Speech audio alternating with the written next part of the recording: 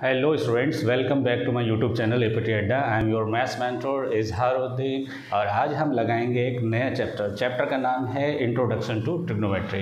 Trigonometry क्या होता है, क्यों लिया जाता है, क्यों पढ़ते हैं, कैसे इम्प्लीमेंट होता है, ला ब्ला ब्ला बहुत सारी बातें आज हम डिस्कस करेंगे। लेकिन इसके लिए आप पेन कॉपी लेकर बैठिए। इसके अंदर जितनी भी मैं आपको बातें लिखाने जा रहा हूँ, प्रॉपर्टीज़ लिखाने जा रहा हूँ, सब वन बाई वन नोट करिए। आ रही बात समझ में? नोट करने का रीज़न क्या है, क्योंकि जब आप नोट्स बनाते हैं ना, आप 10th स्टैंडर्ड के बच्चे हैं तो 10th स्टैंडर्ड में प्रैक्टिस करना बहुत ज़रूरी है। ठीक है, इसलिए आप पेन कॉपी लेकर बैठिए और इससे पहले चैनल को सब्सक्राइब कर दें और वीडियो को लाइक करें। और वीडियो अगर पसंद आए ना तो अपने इंस्टा पर लिंक को ज़रूर शेयर कर देना, ठीक है, और फेसबुक पर इसको शेयर करें। देखिए, चैप्टर का नाम है इंट्रोडक्शन टू ट्रिग्नोमेट्री। ठीक है, बिल्कुल बेसिक से पढ़ेंगे, क्या होता है, कैसे पढ़ेंगे, इसको किस तरह से फ्लो होना चाहिए, ब्ला ब्ला ब्ला सारी चीज़ें। देखिए, ट्रिग्नोमेट्री। अब ट्रिग्नोमेट्री का मतलब क्या है, ट्रिग्नोमेट्री का मतलब क्या है ना? आपने बहुत जगह सुना होगा, आपके टीचर ने भी बताया होगा। ठीक है, तो धीरे धीरे हम आगे बढ़ते हैं। लेकिन कुछ चीज़ें ऐसी होती हैं जो स्कूल में नहीं पढ़ाई जाती हैं या आपके पर्टिकुलर कोचिंग सेंटर में नहीं पढ़ाई जाती हैं। That is conceptual things. Conceptual का मतलब जैसे ही पेपर थोड़ा कॉन्सेप्चुअल आ जाता है ना तो बच्चे हड़बड़ा जाते हैं कि पता नहीं है आउट ऑफ सिलेबस दे दिया है, क्या दे दिया है। तो वो सारी बातें मैं आपको नोट करवाता जाऊंगा, नोट 1 नोट 2 इस तरह से आप नोट करते रहेंगे। लेकिन व्हाटएवर जो भी आपने पढ़ रखा है तो चीज़ तो सेम ही है, वो भी यहीं पढ़ेंगे आप, लेकिन थोड़ा सा कॉन्सेप्ट पर ध्यान दीजिए। ठीक है, ट्रिग्नोमेट्री का मतलब क्या है? ट्रिग्नोमेट्री का मतलब है इसी के अंदर छिपा हुआ है, दैट इज़ ट्राई, गोनो और मैट्री। तो यहाँ पे ट्राई का मतलब होता है 3, है ना, और गॉन का मतलब होता है, मिलाकर लिखा है तो गोनो बोल दिया है, पॉलीगॉन, है ना। पॉलीगॉन आपने सुना है, नहीं सुना है? पॉलीगॉन, हाँ, तो पॉलीगॉन में जो होता है उसको, गॉन को हम क्या बोलते हैं? साइड्स बोलते हैं। और मैट्रॉन को बोलते हैं हम मेज़रमेंट। क्या बोलते हैं? मेज़रमेंट। तो तीनों को मिलाकर क्या हो गया? 3 साइड्स मेजरमेंट। और 3 साइड्स किसके अंदर होती हैं? ट्राइंगल के अंदर होती है। तो ट्रिग्नोमेट्री आप किसके अंदर इम्प्लीमेंट करेंगे? ट्राइंगल के अंदर। लेकिन आप 10th स्टैंडर्ड के बच्चे हैं तो ट्राइंगल तो बहुत सारे होते हैं, आप सिर्फ इम्प्लीमेंट करेंगे इसको राइट एंगल ट्राइंगल के अंदर। किसके अंदर? Right angle triangle. तो राइट एंगल ट्राइंगल मैं बना लेता हूँ, ठेड़ा, इसका नाम दे देता हूँ ABC, इसको मैं 90 डिग्री। ठीक है, आप कभी भी किसी चैप्टर को याद करते हैं या समझते हैं तो आप उसके नाम से ही स्टार्ट करिए। ठीक है, 3 गोना ट्राई गोना मैट्रोन, दैट इज़ 3 साइड मेजरमेंट। और 3 साइड मेजरमेंट कहाँ होता है? ट्राइंगल के अंदर होता है। ट्राइंगल कोई सा भी ले सकते हैं आप, लेकिन 10th स्टैंडर्ड के अंदर हम लिमिट लेंगे। क्या लिमिट लेंगे?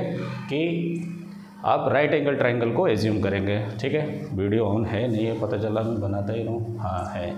अब देखिए, राइट एंगल ट्राइंगल के अंदर हमें ट्रिग्नोमेट्री को लगाना है। अब ट्रिग्नोमेट्री को लगाने से पहले हमें पहले राइट एंगल की क्या होना चाहिए? नॉलेज होना चाहिए हमें। ठीक है, तो उसके लिए हम क्या करेंगे? पहले पाइथागोरस पता होना चाहिए।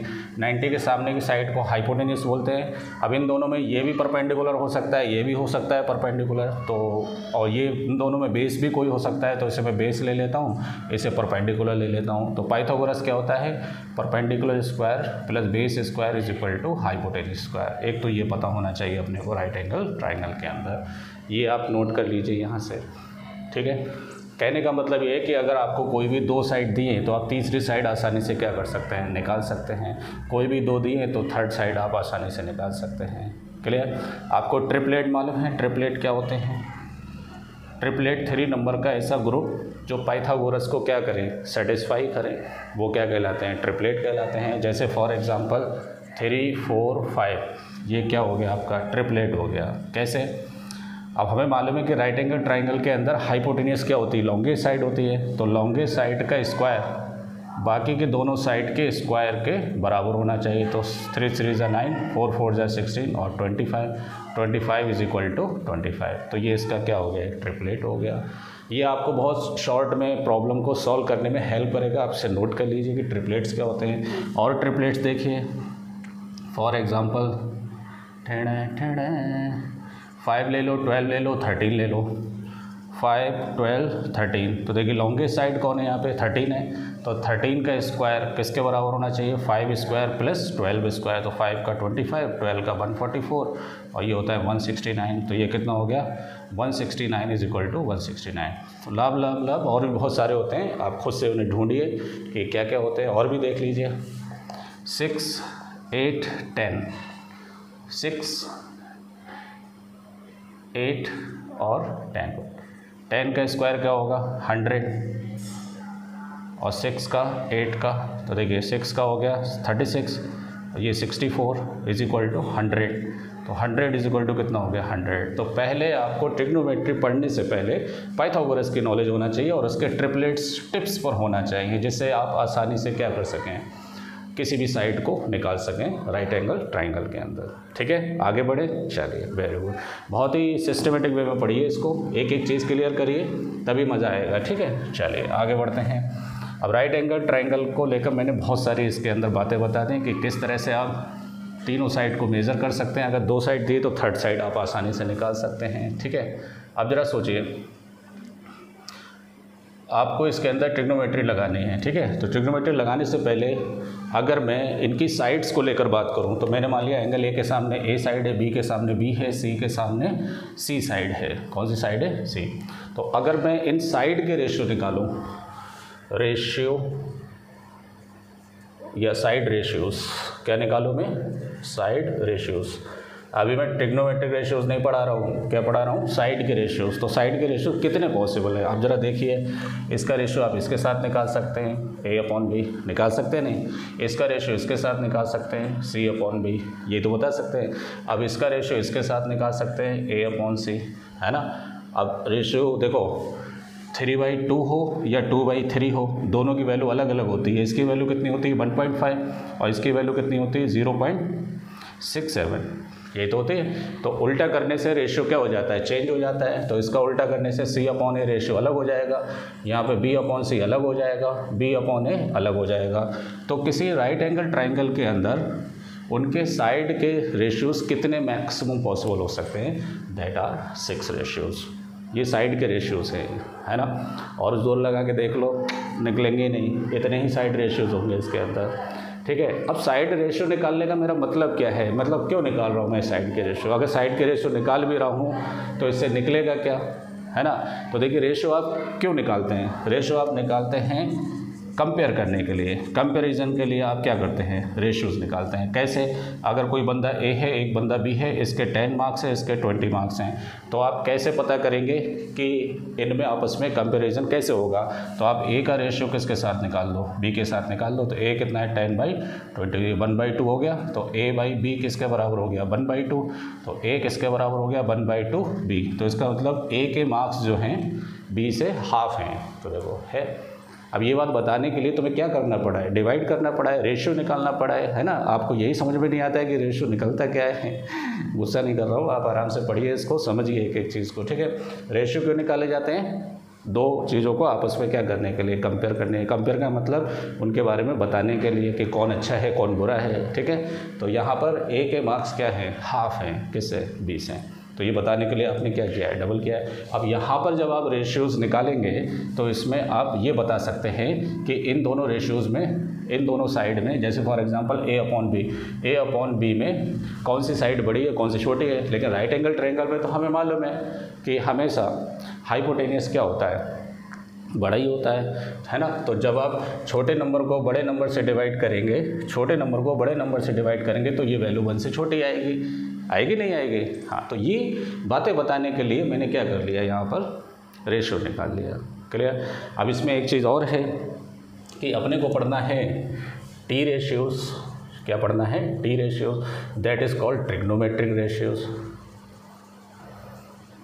Trigonometric ratios. अब ट्रिग्नोमेट्रिक रेशियोज़ क्या होते हैं, अगर आप साइड के रेशियोज़ को किसी एंगल के साथ लेंगे, फॉर एग्जांपल अगर आप ये एंगल ऑब्जर्व करके अगर आप साइड के रेशियोज़ निकाल रहे हैं तो इस एंगल के करस्पॉन्डिंग ये रेशियोज़ क्या कहलाएंगे, ट्रिग्नोमेट्रिक रेशियोज़।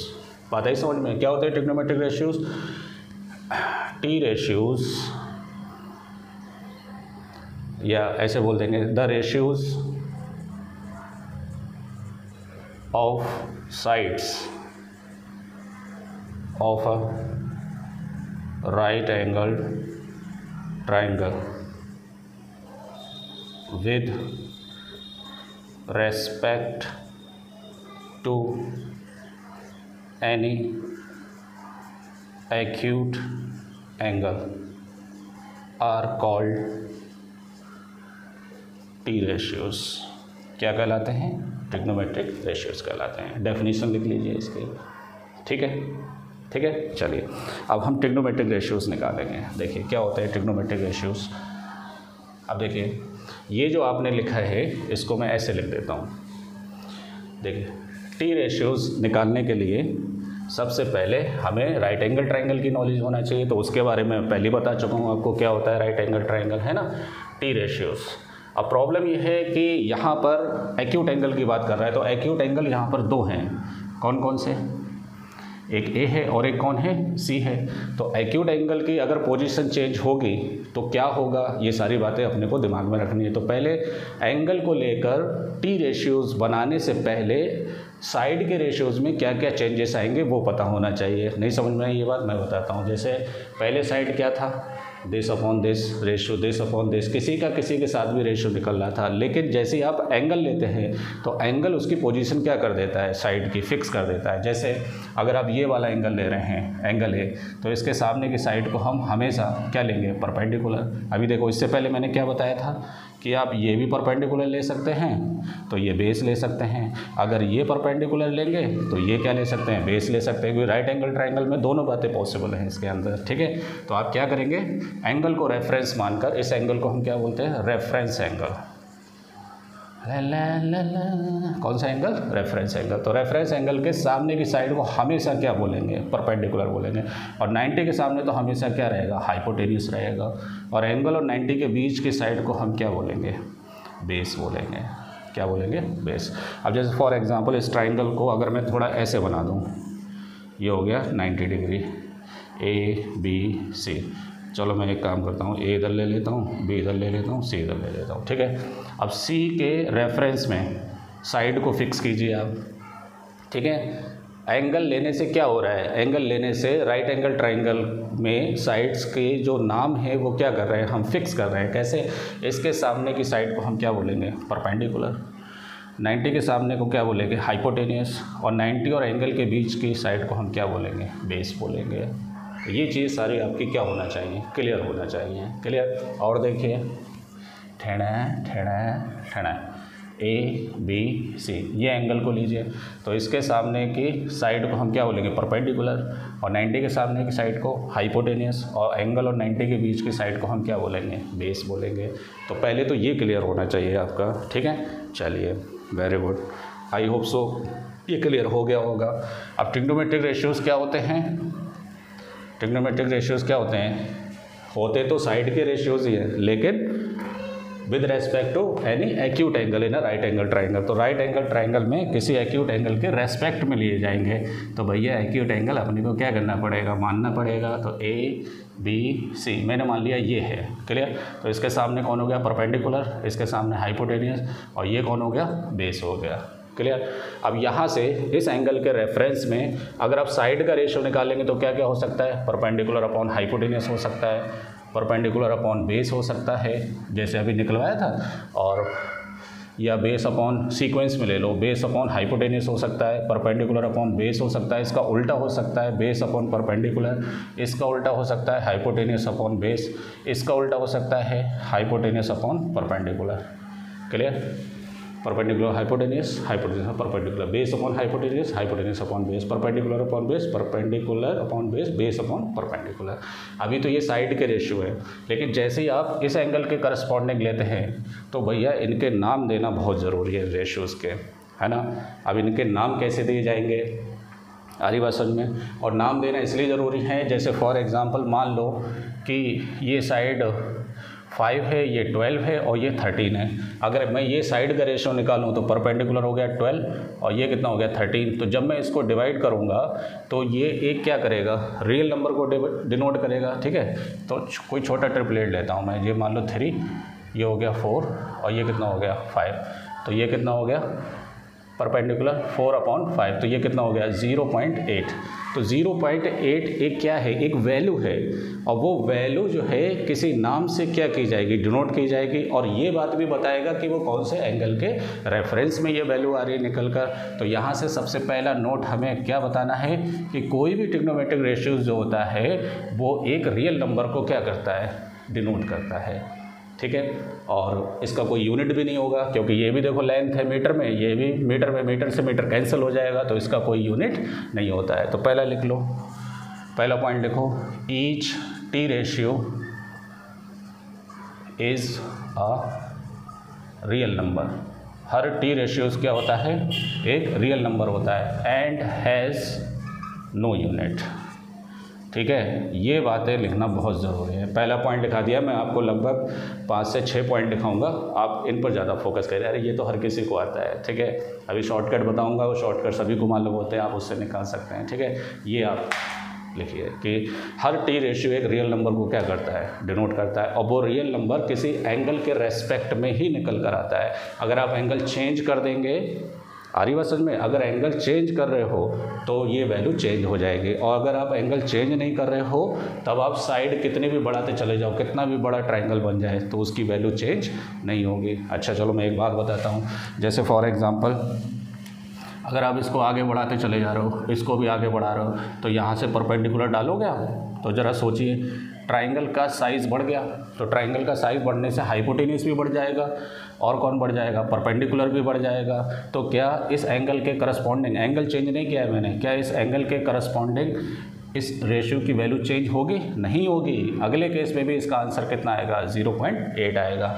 इस बात पर बाद में आते हैं, मैं अभी लिखवाता हूँ इस बात को, ठीक है। लेकिन सबसे पहले हम यहाँ बात करते हैं कि एंगल के करस्पॉन्डिंग इनके नाम क्या रखे जाएंगे। जैसे आपने देखा होगा कि आपके मोहल्ले में या गांव में या शहर में जब बच्चे पैदा होते हैं तो उनका नाम क्या रखा जाता है, गुड्डू, सोनू, पप्पू, टोनू रखा जाता है, नहीं, तो वो नाम क्या होती है, उसकी एक आइडेंटिटी होती है। तो यहाँ पर भी एक आइडेंटिटी हमें देना है इन लोगों को। तो पहला नाम रखते हैं साइन, ठीक है, दूसरा नाम रखते हैं कोसाइन, तीसरा नाम रखते हैं टेंजेंट, है ना, फिर नाम रखते हैं कोटेंजेंट।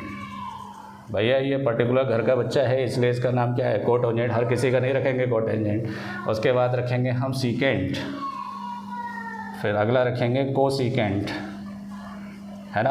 अब ये तो नाम है, ये नाम क्या है, ये साइड के रेशियो को, बस जैसे इसका कोई मतलब नहीं है, तो एक सिर्फ क्या है, नाम है, इसका कोई मैथमेटिकली कोई वजूद नहीं है इसका। लेकिन जैसे ही मैं इसके अंदर वो रेफरेंस एंगल जोड़ दूंगा, आ रही बात समझ में, तो ये पर्टिकुलर एंगल के लिए ट्रिग्नोमेट्रिक रेशियोज हो जाएगा आपका। क्लियर। यहाँ पे जोड़ूंगा तो कॉस ए हो जाएगा, यहाँ जोड़ूंगा तो टेन ए हो जाएगा, यहाँ जोड़ूंगा तो ये कॉट ए हो जाएगा, यहाँ जोड़ूंगा तो सेक ए हो जाएगा, यहाँ जोड़ूंगा तो कोसेक ए हो जाएगा, है ना। इसे सी के चाहे सेक के, मैं तो फिलहाल सेक के पढ़ता हूँ, इसे सेक ही बोले आप, ठीक है। तो ये आपके क्या बन गए, ट्रिग्नोमेट्रिक रेशियोज बन गए। नाम याद कर लो, सोनू, कालू, टिल्लू ऐसे नहीं याद करना है, साइन कॉस टेन, 3 याद कर लो, ठीक है। इनका उल्टा, टेन का उल्टा कौन होता है, कॉट होता है ना। कॉस का उल्टा सेक होता है, और साइन का उल्टा कौन होता है, कोसेक होता है। ये आपके हो गए ट्रिग्नोमेट्रिक रेशियो। इसीलिए मैंने क्या लिखवाया, the ratios of the sides of a right angle triangle with respect to any acute angle are called trigonometric ratios. ये नोट कर लीजिए आप, ठीक है। इनको आप रट लीजिए, ठीक है, वरना इसके बहुत सारे शॉर्टकट भी आते हैं। देखिए शॉर्टकट क्या होते हैं, एक होता है आपका पंडित बद्री प्रसाद हर हर भोले, है ना, ऐसे आप याद कर सकते हैं, ठीक है। यहाँ पर ये साइन को रिप्रेजेंट करेगा, ये कॉस को रिप्रेजेंट करेगा, ये टेन को रिप्रेजेंट, तो परपेंडिकुलर अपॉन हाइपोटेनियस, दूसरा बेस अपॉन हाइपोटेनियस, तीसरा बेस अपॉन परपेंडिकुलर। अब इसका उल्टा बोलेंगे तो ये कोसेक हो जाएगा, कॉस का उल्टा बोलेंगे तो सेक हो जाएगा, टेन का उल्टा बोलेंगे तो कॉट हो जाएगा, ठीक है। क्या, पंडित बद्री प्रसाद हर हर बोले। एक और होता है पाकिस्तान भूखा प्यासा, हिंदुस्तान हरा भरा, ऐसे भी याद कर सकते हैं। सर ये वाला अच्छा है ये वाला बहुत अच्छा है, यही वाला याद करेंगे क्या, पाकिस्तान भूखा प्यासा, हिंदुस्तान हरा भरा। नोट कर लीजिए आप इसको। तो ट्रिग्नोमेट्रिक रेशियोज़ को याद करने का एक सिंपल सा ट्रिक है, उसे आप याद कर सकते हैं। देखो ये तो बहुत सारे बच्चों को आता भी होगा, ठीक है। इंपॉर्टेंट चीज़ है ये कि ट्रिग्नोमेट्रिक रेशियोज़ किस बात को रिप्रेजेंट करता है, ये एक रियल नंबर को बताता है। किसको? रियल नंबर को। देखो मैं आपको बताता हूँ इसका यूज़ कहाँ पर है। आपने देखा होगा फिजिक्स के अंदर करंट इलेक्ट्रिसिटी पढ़ा होगा, आपने पढ़ा है नहीं पढ़ा है? करंट इलेक्ट्रिसिटी में मान लो ये वोल्टेज है और ये करंट है ना। तो ये लाइन जो है वो रेजिस्टेंस को शो करती है। तो यहाँ से अगर आप परपेंडिकुलर डालेंगे तो ये वोल्टेज है, तो ये भी वोल्टेज होगा। तो यहाँ पर रेजिस्टेंस किसके बराबर हो गया? V/I। रेजिस्टेंस क्या होता है? V/I। और अगर आप ये एंगल रेफरेंस लेंगे तो यहाँ से tan थीटा क्या हो गया? Perpendicular upon base. आ रही बात समझ में? तो अगर ये वैल्यू ज़्यादा होगी, है ना, तो tan थीटा की वैल्यू भी क्या होगी? ज़्यादा होगी। और tan थीटा कहलाता है स्लोप। क्या कहलाता है? स्लोप। तो स्लोप अगर ज़्यादा होगा तो रेजिस्टेंस भी क्या होगा? ज़्यादा होगा। तो यहाँ पर जो रेजिस्टेंस है ना, वो रेजिस्टेंस दो साइड का रेशियो है, एक वोल्टेज का और एक किसका? करंट का। वो ट्रायंगल में अगर दो साइड मानूंगा तो यहाँ से कुछ ना कुछ वैल्यू निकल कर आएगी रियल नंबर। फॉर एग्जांपल 1.25 है ना, इतने हों। तो ये किसको रिप्रेजेंट कर रहा है? रियल नंबर को क्या कर रहा है? रिप्रेजेंट कर रहा है। क्लियर? चलिए आगे बढ़ते हैं। वेरी गुड, है ना। एक एक चीज़ खोल के रख दूंगा मैं इसके अंदर, आप एक एक चीज़ को क्या करिए? क्लियर करिए और कमेंट करके पूछिए अगर कुछ रह भी जाए, ठीक है। देखिए अब मैंने क्या बताया कि ट्रिग्नोमेट्रिक रेशियोज़ में अगर आप एंगल फिक्स रखते हैं, एंगल को चेंज नहीं करते हैं, आ रही बात समझ में, तब आप इसकी साइड को कितना भी बढ़ाओ या कितना भी घटाओ, जैसे इस केस में साइन ए की वैल्यू मैंने क्या निकाली थी? 3, 4, 5 विद एग्जाम्पल समझिए। परपेंडिकुलर अपॉन हाइपोटेनियस, तो परपेंडिकुलर कितना है? 4 और ये 5, तो कितना हो गया? 0.8। अगर इसी को ही मैं आगे बढ़ा दूं तो देखिए जिस रेशियो में ये आगे बढ़ेगा हाइपोटेनियस, उसी रेशियो में परपेंडिकुलर भी क्या होगा? आगे बढ़ेगा। अरे बस जैसे मान लो ये डबल हो गया, 4 से 8 हो गया और ये 5 से पूरा कितना हो गया? 25 हो गया। तब भी देखिए परपेंडिकुलर कितना हो गया? 8 और ये कितना हो गया? ठीक है, 5 का डबल कितना हो गया? 10 हो गया ये। तो ये कितना हो गया? 8/10। तो देखिए कितना आएगा? 0.8, है ना। अगर आप एंगल फिक्स रखते हैं किसी राइट एंगल ट्रायंगल में, एक्यूट एंगल को फिक्स रखते हैं, तो ट्रिग्नोमेट्रिक रेशियो उसका चेंज नहीं होता है। चलिए दूसरा नोट करके लिख लीजिए, नोट 2 करके लिखिए। एग्जाम में पूछते हैं the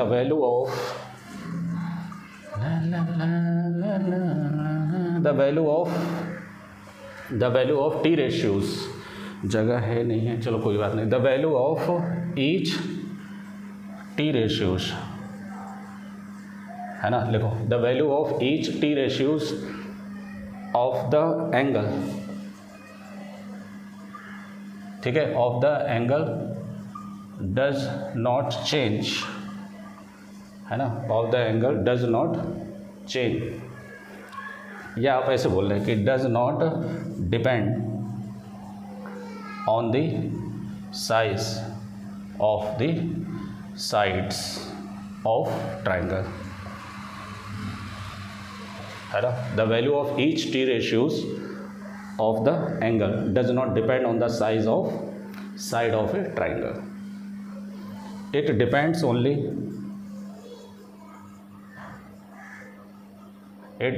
only on the angle. ये सिर्फ किस पर डिपेंड करता है? एंगल पर डिपेंड करता है। नोट कर लीजिए इसे फटाफट, ठीक है। और इसके अंदर टी रेशियोज़ के अंदर और क्या पढ़ सकते हैं?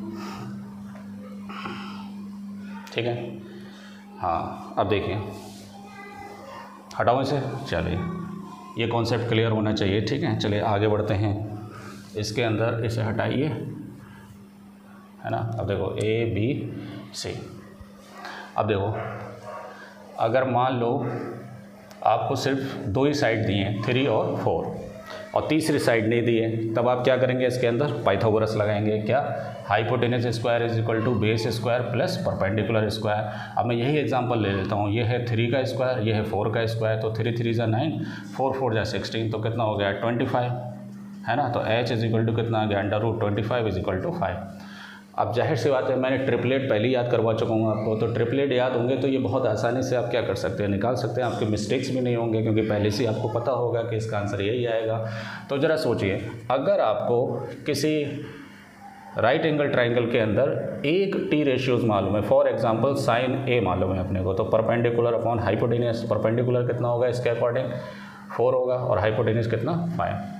तब आप इसकी हेल्प से बाकी के टी रेशियोज़ भी क्या कर सकते हैं, निकाल सकते हैं। कैसे, देखो अभी मैंने साइन ने क्या बोला 4/5 बोला, तो इसके अंदर ये लीस्ट वैल्यू है, तो आप इसको एज अ साइड की तरह भी क्या कर सकते हैं, कंसीडर कर सकते हैं। अदरवाइज जब आप परपेंडिकुलर अलग करेंगे तो यहाँ पे एक कांस्टेंट लेना पड़ेगा, हाइपोटेनियस भी कांस्टेंट लेना पड़ेगा, बट इसके अंदर जो हम रेशियो ले रहे हैं वो लीस्ट रेशियो ले रहे हैं, तो आपको कॉमन फैक्टर लेने की ज़रूरत नहीं है। क्लियर, तो यहाँ से आप जो ये निकाल सकते हैं, बेस निकाल सकते हैं इस फॉर्मूले से, है ना। तो जब ये आ जाएगा तो आप कोई सा भी रेशियो क्या कर सकते हैं, फाइंड कर सकते हैं। क्या, बेस अपॉन हाइपोटेनियस। बेस कितना है 3 और ये 5 और 10 है। परपेंडिकुलर अपॉन बेस, तो परपेंडिकुलर कितना है 4 और बेस कितना है 3। अब यहाँ से कॉट ए लाना है तो ये सब लिखने की जरूरत नहीं, इसको उल्टा कर दीजिए 3/4, और सेक ए लाना है तो कॉस को उल्टा कर दीजिए 5/3, और कॉसेक ए लाना है तो आप इसको उल्टा कर दीजिए कितना 5/4। कोई ज़रूरत नहीं सब लिखने की, ठीक है। तो यहाँ से एक इम्पॉर्टेंट नोट आया है निकल कर, ठीक है। चलिए मैं लिखवा देता हूँ क्या नोट है, देखिए इफ़, अगला नोट 3rd 4th या जो भी है, if one of the T ratios, if one of the trigonometric ratios को शॉर्ट में हम क्या लिखते हैं, टी रेशियोज़ लिखते हैं। If one of the T ratios of an acute angle is known, then we can obtain the other T ratios. बाकी के हम टी रेशियोज़ भी क्या कर सकते हैं, निकाल सकते हैं, ठीक है। लिख लीजिए,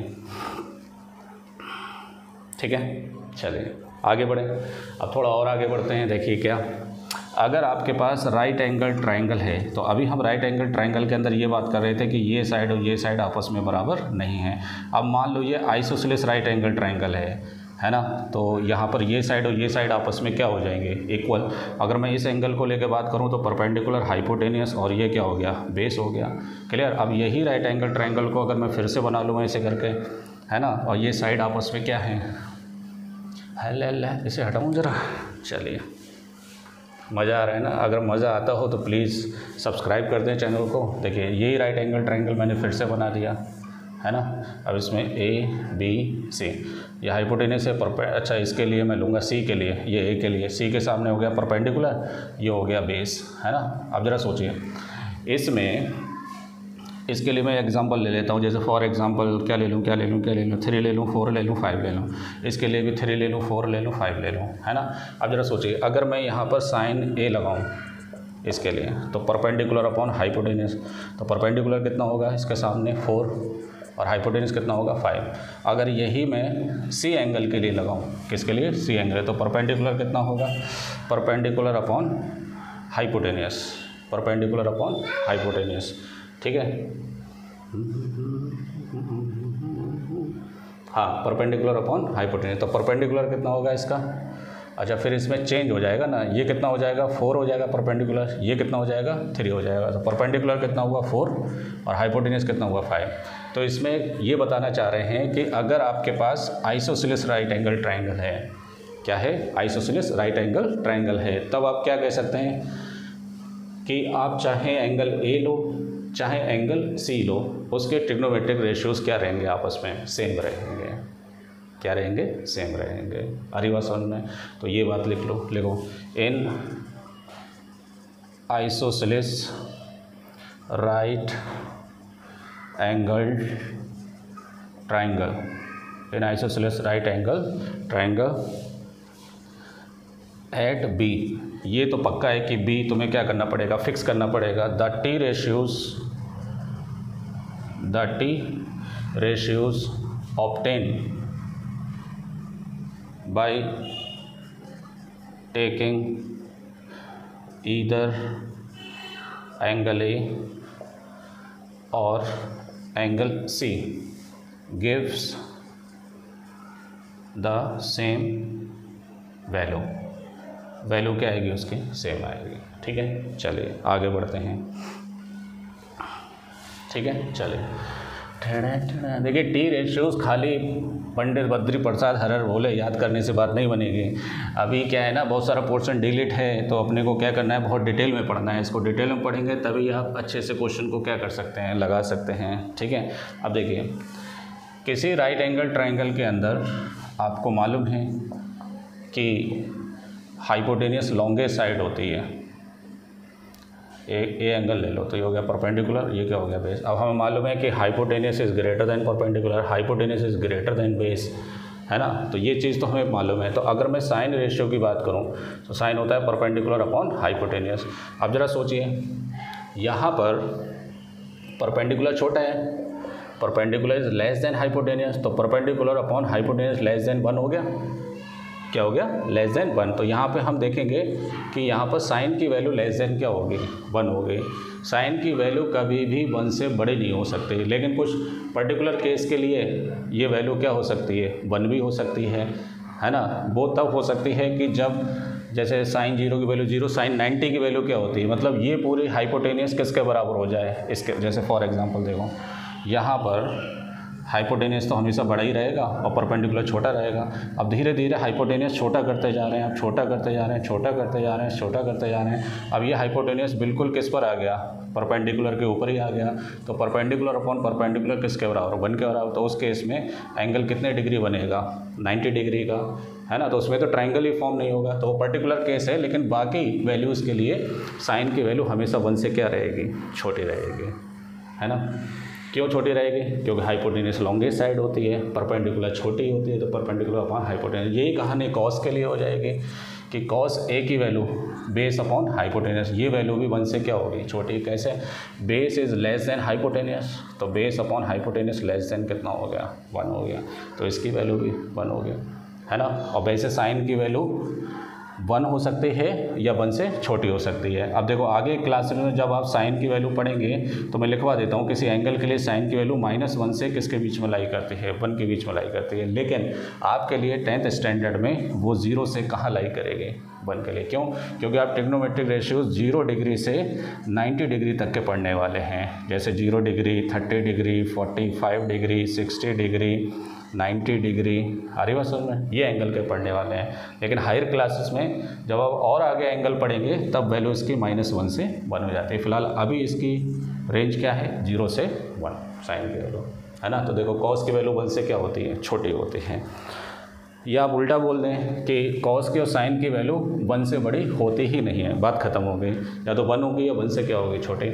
अगर मैं इसका उल्टा बोलूँ सेक है, तो सेक क्या होता है, hypotenuse upon base, hypotenuse upon base, है ना। ये वैल्यू 1 से क्या होंगी, बड़ी होंगी।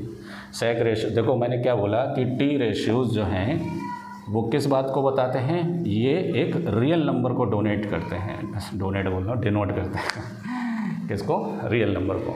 अब रियल नंबर को डिनोट करते हैं तो ये भी पता होना चाहिए कि ये रियल नंबर होंगे क्या, 1 से छोटे होंगे या 1 से बड़े होंगे। तो सेक के केस में क्या होता है, हाइपोटेनियस अपॉन बेस, तो हाइपोटेनियस बड़ा होता है, तो बड़े को छोटे से डिवाइड करेंगे तो 1 से बड़ा ही आएगा। इसी तरह साइन का उल्टा क्या होता है, कॉसेक होता है ना। तो वो क्या होगा, हाइपोटेनियस अपॉन परपेंडिकुलर, ये वैल्यू भी 1 से क्या आएगी, बड़ी आएगी। ठीक है, चलिए अब इसको वैसे क्या लिखवाना है, लैंग्वेज में आप ऐसे ही याद कर लीजिए कि किसकी वैल्यू बड़ी होगी, किसकी वैल्यू छोटी होगी। ठीक है, अब देखिए इतनी सारी बातें टी रेशियोज़ को लेकर मैंने आपको बता दी हैं, आपको मिलेगी कहीं पर, ये कहीं नहीं मिलने वाली इतनी सारी बातें। ठीक है, चलिए अब हम थोड़ा सा रिलेशन फाइंड करेंगे। अब बच्चे तो पैदा हो गए, बड़े हो गए, है ना, फिर आपस में रिलेशन भी होगा, रिलेशन बिटवीन टी रेशियो। क्या रिलेशन होगा, वो मेरा मौसेरा भाई है, वो मेरा फुफेरा भाई है ना, खलेरा भाई है, लाभ लाभ लाभ, इनमें आपस में रिलेशन बताना है। तो देखिए हमें मालूम है कि पर्टिकुलर एंगल के लिए साइन ए क्या होता है, perpendicular upon hypotenuse. Cos A क्या होता है, बेस अपॉन हाइपोटेनियस। टेन ए क्या होता है, हो उल्टा क्या होता है, कॉट ए। कॉट ए होता है आपका बेस अपॉन परपेंडिकुलर। सेक ए क्या होता है, सेक ए क्या होता है, हाइपोटेनियस अपॉन बेस। और कॉसेक ए क्या होता है, हाइपोटेन्यूस अपॉन परपेंडिकुलर। अब इनमें रिलेशन दो तरह से निकाल सकता हूँ, या तो मैं मल्टीप्लाई करके, देखो बहुत सारे रिलेशन हो सकते हैं। देखिए अगर मैं कोसेक ए की बात करूँ तो देखिए, देखो ये दोनों आपस में एक दूसरे के क्या हैं, उल्टे हैं। तो अगर मैं इसका मल्टीप्लाई करूँ, साइन ए का मल्टीप्लाई किसके साथ, कोसेक ए के साथ, तो साइन ए कौन सी साइड को रिप्रेजेंट कर रहा है, और ये किसको, हाइपोटेन्यूस अपॉन परपेंडिकुलर। तो ये इनका मल्टीप्लाई जो होगा ना, रियल नंबर 1 को शो करेगा। ये किसको शो करेगा, 1 को, है ना। ये कहलाते हैं आपके मल्टीप्लिकेटिव इन्वर्स। मतलब साइन का मल्टीप्लाई आप कोसेक के साथ करेंगे तो किसके बराबर आएगा, 1 के बराबर आएगा। वैसे ही आएगा क्योंकि वो कैंसिल हो जाएगा यहाँ से, और किसके बराबर आ जाएगा, 1 के बराबर। तो यहाँ से आप कोसेक ए का रिलेशन बता सकते हैं कि कोसेक ए साइन का उल्टा होता है, होता है नहीं होता है और आप यहाँ से ये भी बता सकते हैं कि साइन ए जो होता है वो कोसेक का उल्टा होता है। हो गया। अब इसी तरह आप जोड़े बनाते हुए याद कर लीजिए। आप कॉस का रिलेशन किसके साथ ले लीजिए, आप सेक के साथ ले लीजिए, है ना। तो देखिए कॉस ए का मल्टीप्लाई सेक ए के साथ, तो ये हो गया बेस अपॉन हाइपोटेन्यूस, और ये हो गया हाइपोटेन्यूस अपॉन बेस। ठड़ा ठड़ा ठड़ा ठड़ा, इससे ये कैंसिल हो गया, ये कैंसिल हो गया। तो यहाँ से कॉस ए इंटू सेक ए किसके बराबर हो गया, 1 के बराबर, है ना। तो यहाँ से कॉस ए सेक का उल्टा होता है, तो 1 अपॉन सेक ए, है ना। अब यहाँ से सेक निकालूँ मैं, तो सेक ए क्या होता है, कॉस का उल्टा होता है ना। तो उल्टा यहीं बता चुका हूँ मैं, ठीक है। वो लिखने का तरीका है, वैसे लिख लीजिए। और किसका जोड़ा बना सकते हैं, टेन का, टेन ए का किसके साथ, कॉट के साथ। तो टेन क्या होता है, परपेंडिकुलर अपॉन बेस, और कॉट क्या होता है, बेस अपॉन परपेंडिकुलर। कैंसिल हो जाएगा। तो यहाँ से क्या हो जाएगा, tan A into cot A is equal to 1। अगर मैं यहाँ से बोलूँ कि टेन ए कितना होगा, तो टेन ए उल्टा होता है किसका, कॉट का, तो ये कॉट ए हो गया। अगर मैं पूछूँ कॉट ए क्या होगा, तो वो टेन का उल्टा होता है, तो क्या हो जाएगा, टेन ए हो जाएगा। ये सारे रेशियोज़ आपस में क्या हैं, एक दूसरे से कनेक्ट हैं। तो इन्हें याद करिए, आप याद करेंगे तभी बात बनेगी, ठीक है। और देखिए ये तो मल्टीप्लाई करने से आगे रिलेशन, डिवाइड करने से क्या होगा, अगर मैं साइन ए को डिवाइड कर दूं किसके साथ, कॉस ए के साथ, तो देखिए साइन क्या होता है, परपेंडिकुलर अपॉन हाइपोटेन्यूस, और ये क्या होता है, बेस अपॉन हाइपोटेन्यूस। हाइपो से हाइपो कैंसिल, तो ये कौन हो गया, परपेंडिकुलर अपॉन बेस। और परपेंडिकुलर अपॉन बेस कौन होता है, टेन होता है। कौन होता है, टेन। तो ये किसके बराबर हो गया, टेन ए के। मतलब sign A upon cos A अगर आप डिवाइड करेंगे तो किसके बराबर होगा, टेन ए के। Very very very important relation, है ना। क्या रिलेशन, ये नोट कर लीजिए, स्क्रीनशॉट ले लीजिए, मैं यहाँ लिख देता हूँ, ठीक है। देखिए क्या, अगर आप पर्टिकुलर एंगल के लिए साइन को कॉस को डिवाइड करते हैं तो यहाँ से टेन ए के बराबर आता है। ये किसके बराबर, टेन ए के। क्लियर। और टेन का उल्टा क्या होता है, कॉट होता है, तो ये उल्टा कर दीजिए, तो कितना हो जाएगा, ए एंगल के लिए कॉस ए अपॉन साइन ए। तो इस लेक्चर के अंदर हम सिर्फ बात किए थे सिर्फ और सिर्फ ट्रिग्नोमेट्रिक रेशियोज़ को लेकर। तो ये सारी बातें ट्रिग्नोमेट्रिक रेशियोज़ को लेकर हैं, तो आप इनको अच्छे से याद करिए, ठीक है। और इनके जो भी क्वेश्चंस हैं, चलिए मैं एक दो क्वेश्चन और करा देता हूँ, इसमें आपको समझ में आना चाहिए जिससे कि, ठीक है। चलिए देखिए मैं कोई क्वेश्चन ले लेता हूँ।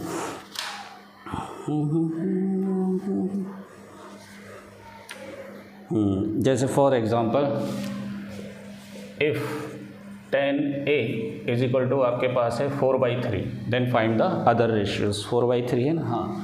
तब आपको अदर रेशियोज़ बताना है। तो ये कौन सी प्रॉपर्टी लगेगी ट्रिग्नोमेट्रिक रेशियोज़ की, कि अगर आपको एक ट्रिग्नोमेट्रिक रेशियो मालूम है तब आप सारे ट्रिग्नोमेट्रिक रेशियोज़ बता सकते हैं, ठीक है। तो अगर मैं यहाँ पर रेशियोज़ बताना चाहूँ तो उसके लिए मुझे साइड पता होना चाहिए। तो देखिए 10 क्या होता है, परपेंडिकुलर अपॉन बेस, ठीक है। तो देखिए यहाँ पर मैंने फिर से वही बात बताई थी कि आप यहाँ पर जब भी रेशियोज़ को अलग करते हैं तो एक कॉमन फैक्टर लेते हैं, तो यहाँ पर लेने की ज़रूरत नहीं है क्योंकि ये पहले से लीस्ट फॉर्म के अंदर है, ठीक है।